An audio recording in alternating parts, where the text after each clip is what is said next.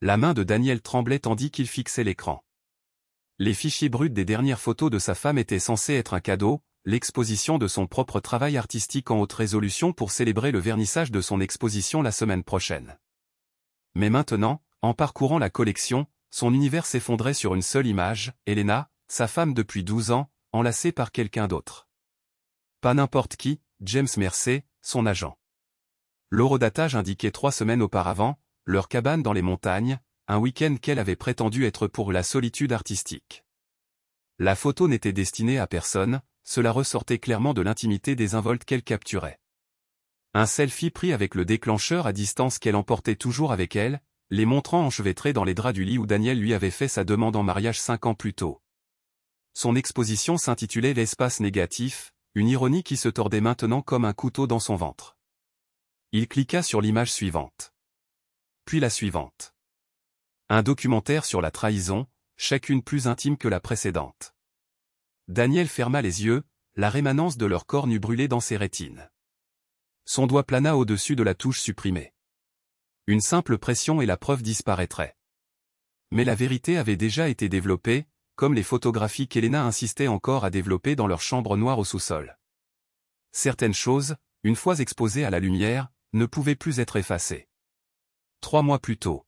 « Tu es sûr de ne pas vouloir venir ?» demanda Elena, fermant sa sacoche d'appareil photo avec une efficacité bien rodée. James dit que la lumière à Santa Fe à cette époque de l'année est transformatrice. Daniel leva les yeux de son ordinateur portable, où les rendus architecturaux du dernier projet de son cabinet remplissaient l'écran. La lumière transformatrice ne paie pas l'hypothèque, dit-il, tentant l'humour, mais entendant l'amertume s'infiltrer. En plus, il faut bien quelqu'un pour nourrir Pixel.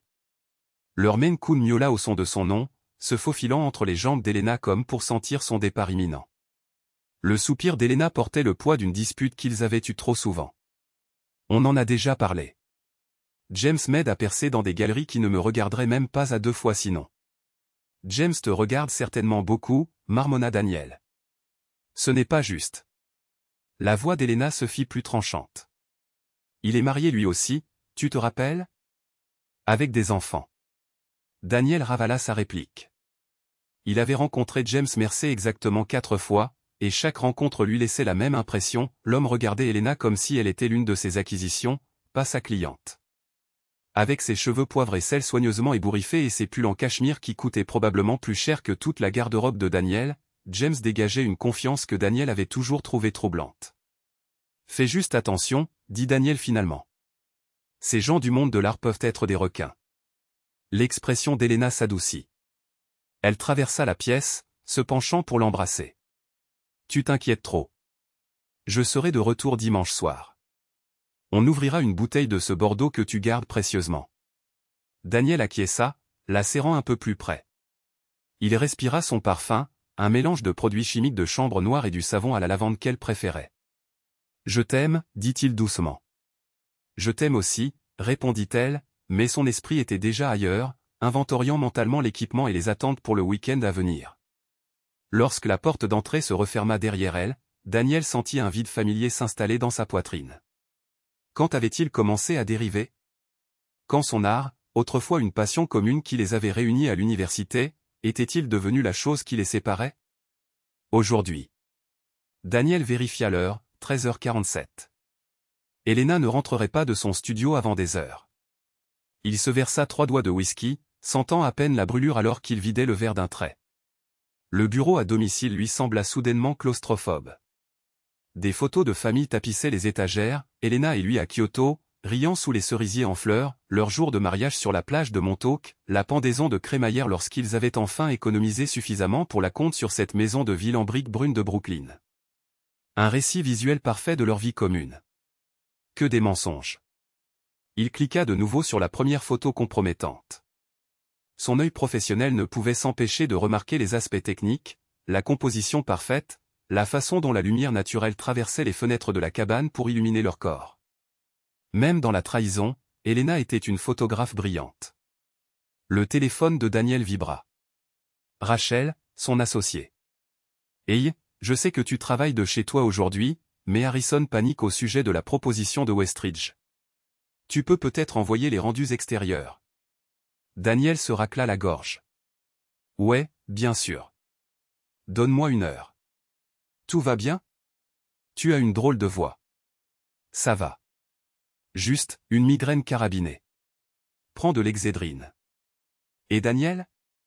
Elena a appelé au bureau pour te joindre. Apparemment, elle essaie de t'appeler sur ton portable. Son estomac se noie. Quand ça? Il y a une vingtaine de minutes. Je lui ai dit que tu étais probablement plongé dans la zone KO. Tu veux que je lui dise de rappeler si elle appelle encore? Non, dit-il trop vite. Je vais l'appeler. Après avoir raccroché, Daniel vérifia son téléphone. 3 appels manqués d'Elena, un texto, j'ai trouvé quelque chose d'incroyable pour la conclusion de l'exposition. Il faut qu'on parle. Appelle-moi. Que avait-elle trouvé exactement? S'était-elle rendu compte qu'il avait découvert les photos? Avait-elle l'intention d'avouer? Son doigt plana au-dessus de son nom dans ses contacts, mais il ne pouvait se résoudre à appuyer. Qu'est-ce qu'il pourrait bien lui dire? Salut chérie, j'ai bien aimé ta partouze avec James dans notre endroit spécial. À la place, il ouvrit leur fil de conversation et tapa, je travaille. On se parle ce soir. Sa réponse fut instantanée, important. S'il te plaît, appelle quand tu peux. Il posa son téléphone face contre le bureau et se retourna vers l'écran. Au-delà des photos compromettantes, il trouva un dossier intitulé « Espace négatif séquence préliminaire ». Il contenait des centaines d'images sélectionnées destinées à son exposition. Il les fit défiler avec une confusion croissante. Paysages, détails architecturaux, compositions abstraites, un travail magnifique, mais rien ne représentant des personnes, et encore moins Elena et James. Jusqu'à ce qu'il atteigne la fin. La dernière image de la séquence lui glaça le sang. C'était une photographie de leur chambre à coucher dans cette maison, prise depuis la porte. Le lit était vide mais défait, les draps froissés. Et sur son oreiller, clairement visible, il y avait un seul bouton de manchette. Pas le sien. Daniel n'avait jamais possédé de chemise à manchette française de sa vie. Une carte de visite. James était venu chez eux, dans leur lit. Le deuxième verre de whisky de Daniel lui glissa des doigts, se brisant sur le parquet. Le bruit de la clé dans la serrure le fit sursauter. Il était à peine 15h30, des heures avant qu'Elena ne rentre habituellement. Daniel réduisit la fenêtre de la photo et pivota pour faire face à la porte, le cœur battant à tout rompre. « Daniel ?» La voix d'Elena résonna depuis l'entrée. « Ta voiture est dehors. Tu es à la maison ?» Il ne répondit pas, incapable de faire confiance à sa voix. Des pas se rapprochèrent, puis elle apparut dans l'embrasure de la porte, le visage rouge d'excitation, un grand portfolio serré dans ses mains. « Te voilà. Tu n'as pas reçu mes messages? J'essaie de te joindre depuis tout l'après-midi. » Daniel l'observa, cette femme avec qui il partageait sa vie depuis plus de 10 ans. Ses cheveux noirs étaient tirés en un chignon désordonné, une tache d'encre sur sa joue. Elle portait le sweatshirt NYU trop grand qu'il lui avait offert pour leur premier Noël ensemble, maintenant délavé et effiloché au poignet. Elle ressemblait exactement à sa femme, la femme qu'il aimait. Comment était-ce possible? Je travaillais, réussit-il à articuler. Eh bien, arrête tout ce que tu fais parce que tu dois voir ça. Elle ouvrit le portfolio, vibrant pratiquement d'enthousiasme. James a tiré des ficelles avec la Campé Galerie. Ils veulent présenter mon travail dans leur exposition d'artistes émergents au printemps prochain. Tu imagines? James. Le nom le frappa comme un coup physique. C'est super. Elena hésita, enregistrant enfin son ton. Qu'est-ce qui ne va pas? Et pourquoi il y a du verre brisé par terre? Il s'est passé quelque chose? Une douzaine de réponses lui vinrent à la gorge. Accusation. Question. Supplication. Ce qui sortit fut, quand comptais-tu me le dire? Son expression changea, subtilement mais indéniablement. Était-ce de la culpabilité? De la peur? Me dire quoi? Pour toi et James. Elle cligna rapidement des yeux. Moi et James? De quoi tu parles? Daniel rouvrit la fenêtre de la photo, tournant l'écran vers elle. Voilà de quoi je parle, Elena. La couleur déserta son visage alors qu'elle fixait l'image. Sa bouche s'ouvrit et se ferma, aucun son en sortant. Je cherchais le fichier que tu voulais que j'imprime pour la préparation de ton exposition. J'ai trouvé ça à la place. Sa voix lui semblait lointaine, d'un calme anormal. Il y en a des douzaines d'autres. C'est une documentation plutôt complète de votre liaison. Elena s'approcha de l'écran, son portfolio oublié par terre. Daniel, ce ne sont pas. Ne le fais pas, il leva une main. Ne m'insulte pas en niant. J'en ai assez vu. Mais ce n'est pas le cas. Elle attrapa la souris, sa main tremblant. Tu n'as rien vu. Elle cliqua rapidement sur les images, sa respiration devenant de plus en plus agitée à chaque nouvelle photo. Lorsqu'elle atteignit la photo de la chambre avec le bouton de manchette, elle s'arrêta. Oh mon Dieu! Ouais. Notre chambre, Elena. Notre lit. Non, Daniel, tu ne comprends pas, elle se tourna vers lui, les yeux grands ouverts. Elles ne sont pas réelles. Il rit, un son grinçant. Elles me semblent pourtant bien réelles. Haute résolution, excellente composition. Ton travail évolue vraiment. Elles sont générées par IA. Les mots jaillirent. Toutes. C'est ce que j'essayais de te dire. C'est le concept de mon exposition. Daniel la regarda fixement. Quoi? Espace négatif ne concerne pas seulement l'absence physique. Il s'agit de manipulation numérique, de la fausseté des images à l'ère moderne. Ces mots s'accéléraient. Je travaille avec un programmeur pour créer des scénarios générés par l'IA à partir de photographies réelles. L'exposition juxtapose des images authentiques avec des faux convaincants pour remettre en question la perception de la vérité par les spectateurs. Daniel sentit la pièce tanguer légèrement. Tu es en train de me dire que ces photos de toi et de James sont complètement fabriquées. J'ai nourri l'IA avec des centaines de mes autoportraits et de photos de James prises lors de vernissages et de conférences de presse. Le programme a créé des scénarios qui ne se sont jamais produits. La cabane? J'ai utilisé nos photos du voyage d'anniversaire de l'année dernière comme source d'inspiration. Elle passa une main dans ses cheveux, défaisant le chignon. L'exposition est censée être dérangeante, Daniel. Elle est censée amener les gens à remettre en question ce qu'ils voient. J'allais tout te dire aujourd'hui, c'est pour ça que je t'ai appelé. Le campé est intéressé par le concept, mais ils veulent que je le pousse plus loin, que je le rende plus personnel, plus provocateur. Daniel pointa la photo de la chambre. Et ça? Le bouton de manchette? L'expression d'Elena s'assombrit. Celui-là, je ne l'ai pas créé. C'est quelqu'un d'autre qui l'a fait. C'est ce que j'ai découvert aujourd'hui. Elle sortit son téléphone, ouvrit sa boîte mail et le lui tendit. C'est arrivé ce matin à l'adresse de ma galerie. Le message ne contenait aucun texte, juste une pièce jointe, la même photo de la chambre que sur son écran. L'adresse de l'expéditeur était une suite aléatoire de chiffres et de lettres. Quelqu'un a piraté mes fichiers de projet, dit Elena doucement. Ils ont créé leur propre version en utilisant ma technique.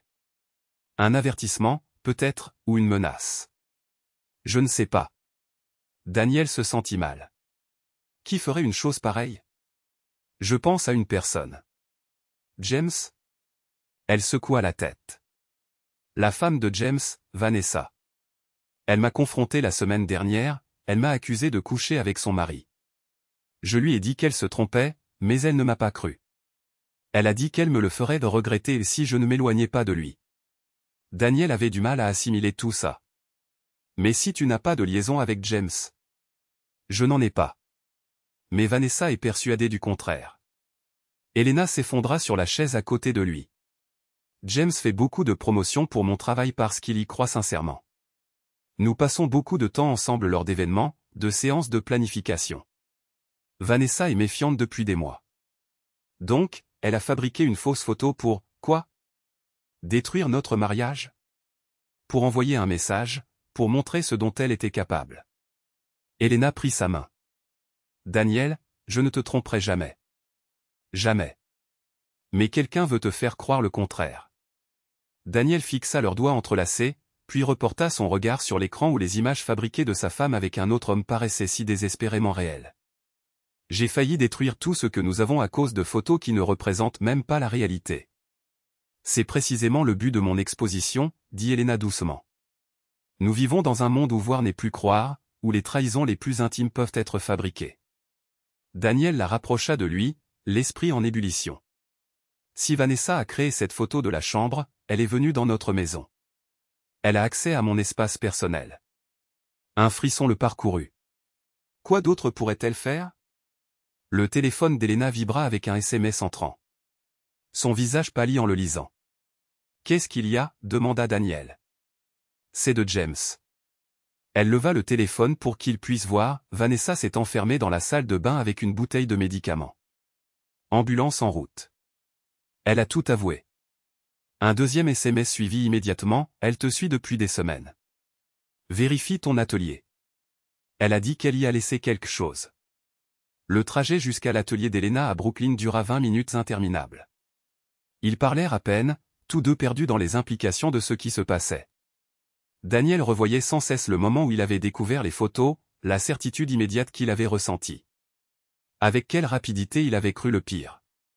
L'atelier d'Elena occupait le deuxième étage d'un entrepôt transformé à Red Hook. En approchant du bâtiment, Daniel remarqua une élégante Audi noire garée de l'autre côté de la rue, le même modèle que conduisait James. « C'est sa voiture ?» demanda Daniel. Elena fronça les sourcils. « Impossible. Il est avec Vanessa à l'hôpital. » Un bref mouvement derrière les vitres teintées attira l'attention de Daniel. « Il y a quelqu'un à l'intérieur. » Avant qu'Elena ne puisse répondre, la portière du conducteur s'ouvrit et James Mercer en sortit. Même dans un état de détresse évident, il réussissait à paraître impeccable dans un costume anthracite et une chemise bleue à col ouvert sans cravate. Exactement la tenue qu'il portait sur plusieurs des fausses photos avec Elena. Elena. Dieu merci. James trottait vers eux, l'air grave. Je viens directement de l'hôpital. On est en train de faire un lavage d'estomac à Vanessa, mais elle va s'en sortir. Daniel s'avança légèrement devant sa femme. Qu'est-ce qui se passe exactement, James? Le marchand d'art passa une main dans ses cheveux gominés. Vanessa est malade depuis un certain temps. Paranoïaque. Possessive. Elle s'est fixée sur l'idée qu'Elena et moi avions une liaison. Et tu n'as jamais pensé à en parler à Elena? La voix de Daniel se durcit. Même après que ta femme l'a menacée? James eut la décence d'avoir honte. Je n'étais pas au courant des menaces avant aujourd'hui.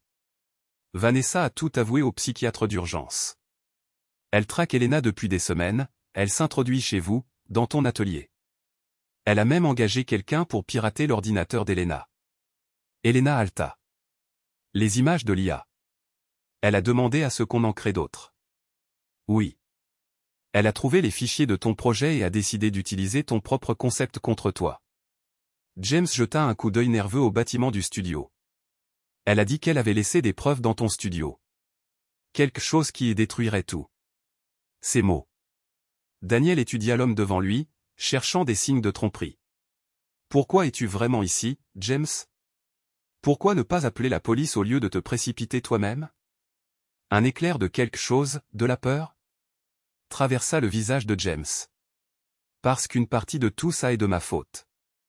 J'aurais dû aider Vanessa plus tôt. Je ne voulais pas croire jusqu'où elle était allée. Il y a autre chose, dit Elena doucement, observant le visage de James. Qu'est-ce que tu ne nous dis pas? James ferma les yeux brièvement. Le concept de l'exposition. Ton projet dit à explorant l'intimité fabriquée. C'était l'idée de Vanessa à l'origine. Quoi? Elle me l'a suggéré il y a des mois, avant même que je te rencontre. Elle a dit que ça ferait une déclaration forte sur la vérité à l'ère numérique. Quand j'ai vu ton portfolio, j'ai pensé que tu serais parfaite pour l'exécuter. Il avait l'air sincèrement peiné. Je n'aurais jamais imaginé qu'elle l'utiliserait comme ça. Qu'elle essaierait de détruire mon mariage. La voix d'Elena était glaciale. Qu'elle s'introduirait chez nous? Je pense qu'il serait préférable d'appeler la police maintenant, dit Daniel, sortant son téléphone. Attends. James leva une main. Il y a quelque chose que vous devez voir d'abord. Quelque chose que Vanessa a laissé dans le studio. Si la police le trouve avant que vous ne puissiez l'enlever. Il s'interrompit de manière significative. L'instinct de Daniel hurlait au danger, mais la curiosité l'emporta. Très bien. Montre-nous. Tous les trois entrèrent dans le bâtiment, gravissant les escaliers jusqu'au studio d'Elena dans un silence tendu. L'espace était exactement comme Daniel se le rappelait de sa dernière visite, des murs blancs couverts d'épreuves et d'œuvres en cours, l'imprimante grand format ronronnant en mode veille, le chaos ordonné d'un artiste au travail. Ça devrait être sur l'établi principal, dit James, s'écartant pour laisser Elena ouvrir la porte du studio. C'est ce que Vanessa a dit au médecin. Elena alluma les lumières et se dirigea vers son espace de travail. Daniel resta près derrière elle, de plus en plus mal à l'aise à cause de la présence de James. Il n'y a rien ici, dit Elena, scannant la surface dégagée de son établi. Vérifie les tiroirs, suggéra James, se rapprochant. Elena tira le tiroir supérieur de l'établi. Vide. Essaie les autres. Alors qu'Elena se penchait pour vérifier les tiroirs inférieurs, Daniel remarqua James fouillant dans sa veste. Instinctivement, Daniel se précipita en avant, poussant Elena sur le côté juste au moment où James retirait un petit objet noir de sa poche intérieure. Pas une arme à feu. Un déclencheur à distance pour un appareil photo. Le flash aveugla Daniel momentanément, un stroboscope de qualité professionnelle monté dans le coin du studio qu'il n'avait pas remarqué auparavant. Dans cet instant de désorientation, James se dirigeait déjà vers la porte. « Qu'est-ce que c'était que ça ?» demanda Daniel, chassant la persistance rétinienne. James fit une pause dans l'embrasure de la porte, son expression se transformant d'une inquiétude anxieuse à quelque chose de plus froid, de plus calculé. « Une assurance, dit-il simplement. L'image finale parfaite pour l'exposition d'Elena. Ou peut-être juste pour ma collection privée, selon la façon dont nous résolvons cette situation. » Elena était maintenant debout, le visage rouge de colère. « Résoudre quelle situation ? De quoi tu parles ? Ton mari est venu ici pour me confronter au sujet de notre liaison, dit James calmement. Les choses se sont emballées. Violentes, même. L'appareil photo vient de capturer le début de cette confrontation. Daniel sentit une froide réalisation s'emparer de lui. Il n'y a pas de Vanessa à l'hôpital, n'est-ce pas ? James sourit finement. Oh, Vanessa est très réelle, et elle est à l'hôpital, intoxication alcoolique, pas des pilules. Mais elle n'a aucune idée de tout ça. Elle est juste une explication commode pour les événements étranges dans vos vies ces derniers temps. Tu as créé ces images d'IA, dit Elena, sa voix tremblant. Tu t'es introduit chez nous. Tu as planté ce bouton de manchette. Je ne me suis pas introduit. Tu m'as donné une clé, tu te souviens ? Quand je me suis proposé de nourrir ton chat pendant le week-end de l'anniversaire de tes parents. James leva un trousseau de clés. Tu ne l'as jamais redemandé. Daniel s'efforçait de comprendre ce qui se passait. Pourquoi ? Quel est le but de tout ça ? L'art, c'est la provocation, Daniel. Il s'agit de repousser les limites. La voix de James prit un ton de conférencier. Le concept de l'exposition d'Elena était brillant, mais sûr. Académique. Je l'ai aidé à le rendre viscéral, personnel. Réel. En essayant de détruire notre mariage. Daniel fit un pas en avant, les poings serrés. Attention, prévint James, levant le déclencheur de l'appareil photo. Un autre flash, une autre image compromettante. Combien en faudrait-il pour que le récit devienne indéniable ? Avant que la carrière d'Elena ne soit irrémédiablement liée au scandale ? Elena se plaça aux côtés de Daniel. Tu es fou. Je suis visionnaire, corrigea James. Avez-vous la moindre idée de l'attention que cette exposition va générer lorsque l'histoire éclatera ? L'artiste dont le projet d'IA sur l'infidélité est devenu un drame réel ? Les ventes seront sans précédent. Je ne veux pas être mêlé à ça, dit Elena, d'un ton ferme. Trop tard.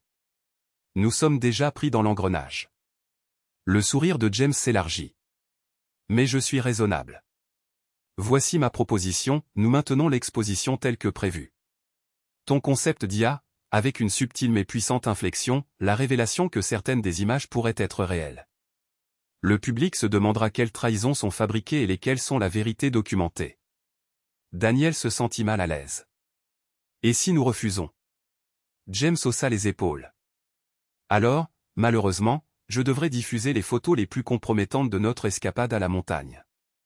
La réputation d'Elena deviendra celle d'une adultère, la tienne, celle d'un cocu, voire d'un agresseur, selon la façon dont ces photos de studio seront perçues par le public. Ces photos de la montagne sont truquées, protesta Elena. Prouve-le, la défia James. Dans un monde où voir, ce n'est plus croire, c'est le récit qui voyage le plus vite qui l'emporte. L'esprit d'architecte de Daniel formé à repérer les faiblesses structurelles, les points de rupture identifia soudain la faille dans le plan de James. Tu oublies quelque chose. Nous avons les fichiers de projets originaux. Nous pouvons prouver la manipulation de l'IA. L'expression assurée de James vacilla légèrement. Les fichiers peuvent être altérés, les métadonnées modifiées. Pas si nous avons déjà tout sauvegardé, dit Elena, saisissant la stratégie de Daniel. Pas si j'ai déjà documenté mon processus artistique pour le catalogue de l'exposition. C'était un bluff, mais un bon. Daniel observa le doute s'insinuer dans l'expression de James. Vous mentez, dit James, mais sa voix manquait de conviction. Elena sortit son téléphone. On appelle tout de suite le directeur de la galerie Campé et on lui explique ta contribution visionnaire à mon projet? Ou tu préfères qu'on commence par la police? Le sang-froid de James se fissura davantage. La photo que je viens de prendre? Montre quoi? 2 personnes debout dans un studio. Daniel prit la main d'Elena. Même si tu fabriquais quelque chose de plus préjudiciable, ce ne serait qu'une fabrication de plus dans un projet sur les fabrications. Pendant plusieurs longues secondes, personne ne bougea. Puis les épaules de James s'affaissèrent légèrement, le reflet prédateur dans ses yeux s'estompant. Vous faites une erreur. Cela aurait pu être révolutionnaire. Non, dit Elena avec fermeté. Ce que tu fais n'est pas de l'art. C'est de la manipulation. De l'exploitation. Ta carrière a besoin de ça, James tenta une dernière approche. Sans moi, sans cette controverse, tu resteras médiocre. Juste une autre photographe avec un concept. Elena sourit, une expression sincère qui illumina son visage. Je préfère être médiocre et honnête que réussir par la tromperie. Le visage de James se durcit. Sans un mot de plus, il se retourna et sortit, ses pas résonnant dans la cage d'escalier. Lorsque le bruit s'estompa, Elena s'effondra contre Daniel, son corps tremblant. Tu crois qu'il est vraiment parti? Que c'est fini? Daniel la serra fort dans ses bras. Pas encore. Mais ça le sera. Il sortit son téléphone. D'abord, on appelle la police et on signale une effraction chez nous. Ensuite, on change les serrures ici et à la maison. Elena acquiesça contre sa poitrine. Je n'arrive pas à croire que je lui ai fait confiance. Que je n'ai jamais vu ce qu'il était vraiment. On voit ce qu'on veut voir, dit Daniel doucement. J'ai presque cru que ces photos étaient vraies. Elle se recula pour le regarder. Pendant un instant, tu as pensé que je pouvais te trahir comme ça. Ce n'était pas une question, mais Daniel répondit quand même. Plus d'un instant. J'étais prêt à jeter 12 ans de ma vie par la fenêtre à cause d'images sur un écran. C'est ce qui me faisait le plus peur dans ce projet depuis le début, admit Elena. La facilité avec laquelle des épreuves visuelles remplacent tout ce que nous savons être vrai. Daniel lui effleura une mèche de cheveux sur son visage. J'aurais dû le savoir. Nous aurions dû tous les deux. Elle se blottit contre son contact. Mais maintenant, nous le savons. 3 mois plus tard. La galerie bourdonnait de l'énergie d'un vernissage, des flûtes à champagne qui tintaient, le murmure de conversations impressionnées, quelques éclats de rire occasionnels. L'exposition d'Elena, La vérité dans l'espace négatif, avait attiré une foule impressionnante, y compris des critiques de plusieurs grandes publications artistiques. Daniel resta en retrait, regardant sa femme guider un petit groupe à travers l'installation. Elle était rayonnante dans une simple robe noire, gesticulant avec animation tandis qu'elle expliquait son processus. L'exposition avait considérablement évolué par rapport à son concept original. Maintenant, elle explorait explicitement les dangers de la manipulation visuelle, présentant des comparaisons côte à côte de photographies authentiques et de leurs homologues générées par l'IA. Une installation montrait un mur d'écran parcourant des images apparemment identiques d'Elena dans divers endroits. Seule une petite étiquette révélait qu'une seule image sur chaque écran était authentique, le reste était des fabrications sophistiquées. La dernière salle abritait la pièce la plus puissante, une collection de photographies prises sur le vif documentant le retrait d'objets du domicile et du bureau de James Mercer par la police. L'arrestation du marchand d'art pour harcèlement criminel, cambriolage et extorsion avaient fait les gros titres dans le monde de l'art. Des alternatives générées par l'IA s'inséraient parmi ces images documentaires, montrant James recevant des prix, donnant des interviews, menant une vie parallèle réussie qui n'adviendrait jamais. « Qu'est-ce que tu en penses ?» demanda Elena, apparaissant aux côtés de Daniel. « C'est incroyable, dit-il honnêtement. Tu as pris quelque chose de laid et tu l'as rendu porteur de sens. » Elle glissa sa main dans la sienne. « J'ai eu de l'aide. Ta suggestion de tout documenter après le départ de James du studio m'a donné la base du contraste entre la vérité et la fabrication. En parlant de vérité, dit Daniel en baissant la voix, j'ai entendu cette conservatrice du MoMA dire que c'était l'exploration de l'éthique numérique dans la photographie la plus importante qu'elle ait vue depuis des années. Elena sourit. La validation, c'est agréable, mais ce n'est pas pour ça que j'ai fait ça. Pourquoi alors? Pour reconquérir notre histoire. Elle lui serra la main. Quand James a essayé de réécrire notre réalité, ça m'a fait réaliser à quel point la vérité peut être fragile, à quel point elle est facilement manipulée, à quel point elle est rapidement écartée au profit d'un récit plus sensationnel. Daniel acquiesça. J'ai failli me faire avoir. Nous avons tous les deux failli. Elena regarda autour d'elle, dans la galerie, les gens qui interagissaient avec son travail. Mais c'est le but de tout ça. Rappeler à tout le monde, y compris à nous-mêmes, que la vérité exige plus que de voir. Elle exige de savoir. Alors qu'ils étaient là, une jeune femme s'approcha timidement. Excusez-moi, vous êtes Elena Winters? L'artiste? Elena acquiesça. C'est moi. Votre travail est incroyable. Surtout? La femme hésita, surtout en sachant ce qui l'a inspiré. Ce que vous avez vécu. Merci, dit Elena simplement. Je voulais juste demander. Après tout ce qui s'est passé, comment faites-vous pour encore faire confiance à ce que vous voyez? Comment savoir ce qui est réel? Daniel observa sa femme réfléchir à la question. C'était là le cœur du problème, la question avec laquelle ils avaient tous les deux lutté après la manipulation de James. Elena sourit doucement. Je ne fais pas toujours confiance à ce que je vois. Personne ne devrait le faire, pas complètement. Mais j'ai appris à faire confiance à ce que je sais. Elle jeta un coup d'œil à Daniel. Et à qui je connais. Alors que la femme la remerciait et s'éloignait, Daniel attira Elena contre lui. De sages paroles de l'artiste. J'ai eu un bon professeur, répondit-elle. La crise a le don de clarifier ce qui compte. Autour d'eux, les visiteurs de la galerie continuaient de vivre l'exploration de la vérité et de la fabrication d'Elena, se déplaçant entre des images qui documentaient la réalité et celles qui ne faisaient que la simuler. Mais pour Daniel et Elena, se tenant ensemble au centre de tout cela, la distinction n'avait jamais été aussi claire. L'espace négatif réel n'était pas dans les photographies. Il était dans la confiance qu'ils avaient presque perdue, le vide qui s'était presque formé entre eux, soigneusement orchestré par quelqu'un qui comprenait le pouvoir des images, mais pas la résilience de la vérité. En fin de compte, ce qui les a sauvés, ce n'est pas les preuves qu'ils avaient ni le bluff qu'ils avaient lancé. C'est le choix de croire en quelque chose de plus profond que ce qui pouvait être capturé par un appareil photo ou fabriqué par un algorithme, l'histoire qu'ils avaient construite ensemble, la connaissance l'un de l'autre qu'aucune contrefaçon convaincante ne pouvait effacer. Et c'était la seule vérité que personne ne pouvait manipuler.